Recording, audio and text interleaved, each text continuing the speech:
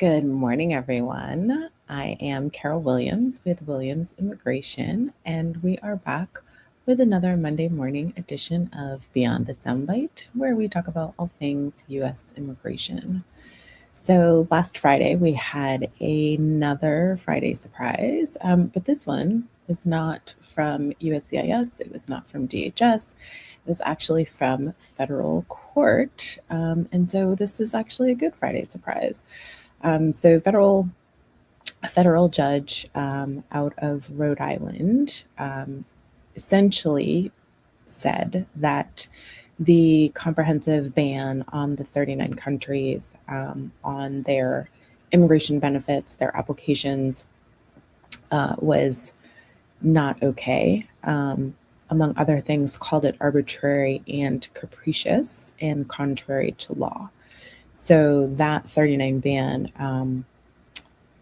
country ban rather, is now, at least according to this one court ruling, over. So that was good news.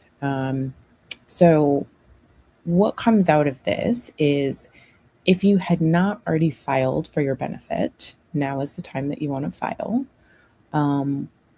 But I fully kind of expect the government to try and appeal this decision.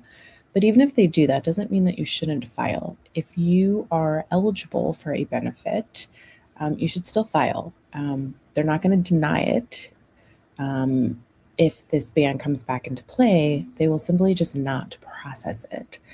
I think it is generally better to have something filed and pending and awaiting review, so at least you kind of secure your place in line than not filing at all. Of course, you should speak with your legal counsel about that, see what strategy is best for you. But in general, really consider filing now before the government appeals the decision, if that's what they choose to do. But for other application types that are on hold, not being processed, you always want to secure your space in line. You always want to secure that spot in line. So anyway, good Friday surprise coming at us this time. So I was myself and a lot of my colleagues were talking about this on Friday, on this weekend. So we're excited about this. So we'll see what happens. We'll see if they appeal. I will keep you updated. But as of right now, that 39 country ban is no longer. The next thing I want to talk about is my H-1B CAP folks, specifically my international students. If your H-1Bs are in the process of being filed, and they should be, because if it's a CAP case, it has to be filed by the end of this month on June 30th. If you should be filing a change of status. So it's going to take you directly from F1 international student to H-1B if it's approved. In the meantime, as long as it's filed timely, you will be covered by what we call CAP gap, and that will allow you to remain in the US and work using your EAD. What it does not allow you to do is travel. CAP gap does not allow you to travel. So this year, it is especially important that you have a conversation with your global mobility team, your human resources team, your lawyers, and have a conversation about travel. Because just because your application has been or is about to be filed doesn't mean that you should be traveling overseas. Traveling overseas could trigger the $100,000 government filing fee.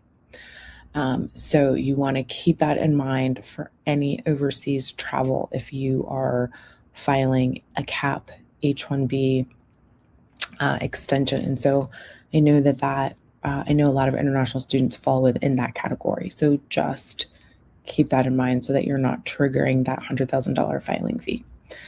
The next thing I want to talk about is, if you are in the US and you're here on a non-immigrant visa, so a temporary visa that allows you work authorization, doesn't allow you work authorization. So if you're here like in an H or an L or an O or a P, those all allow work authorization. You're here in a TN, also allows work authorization, or you're the dependent in one of those categories, or you came in as a visitor and you're still here lawfully, right? If you are arrested in the United States and you are here on a temporary visa, that arrest could come back and have some negative impact on an extension of status, a green card application, or a citizenship application. So it is vital.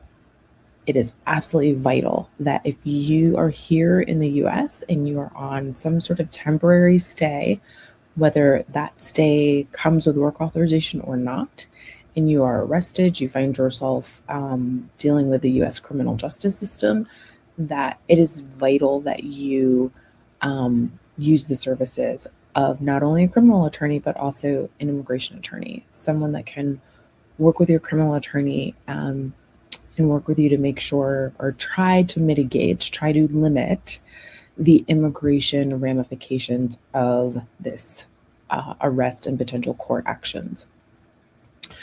And just because something is a misdemeanor in the local criminal system does not mean that USCIS is also going to treat it as a misdemeanor. Taking a plea deal might be great on the criminal side of your issue, may not be so great depending on what is in the plea deal for the immigration side. So you just want to make sure that you are working with an immigration attorney in addition to your criminal counsel on that. We've seen a few of those recently, and I suspect we will see more. So I wanted to give you guys that heads up, if you will. I wanted to remind you that for the remainder of the fiscal year, so until September 30th of this year, Indian nationals who have green card applications pending, who have adjustments pending, who are waiting for a consular processing interview, who are in the EB2, the second preference category. That category has already reached its limit, its numerical limit for this particular fiscal year. So while the Immigration Service and while the consulate will process applications, if you're waiting for a consulate interview, they will not be scheduling interviews. Your case is, it's on the shelf for the moment because they can't schedule your interview. They're not going to approve. And if you're waiting in the US and you're waiting for an adjustment of status, they are not going to approve your case either. They will do sort of everything that they can, including background checks, all the things, but they can't approve your case until the next fiscal year, which starts October 1. So EB2 category, employment-based 2 category for Indian nationals, they have maxed out on those numbers for green cards this fiscal year already. And the last thing I wanted to talk to you about was the adjustment of status memo that came out a couple of weeks ago now. We are seeing not a uniform application of that memo across offices, in local offices, USCIS local offices across the country. Immigration attorneys, it's a wonderful bar to be a part of. We talk all the time, and we're not seeing a uniform treatment of that memo just quite yet. So be prepared for the memo. Be prepared when you go in for your interview. If you get questions about that, that sort of come out of that memo, you're prepared. If you don't, great. But we have not started to see sort of a uniform treatment of that memo in the local offices yet. And it does take time for new policy, new treatment of things to make it from that guidance, to make it from headquarters to spider out to all of the various local offices. So it may take a little bit. So what potentially worked for your friend in one country and one local office may not work for you in another state in another local office. So just keep that in mind. And that is all I have this Monday morning. So if you have any questions about the adjustment of status memo, green card for EB2 national criminal case that you may have already had and it's done, or you've got something currently pending, and you are here in temporary status, give us a call. We are happy to have a chat with you about that. Have a wonderful rest of your Monday and a great rest of your week.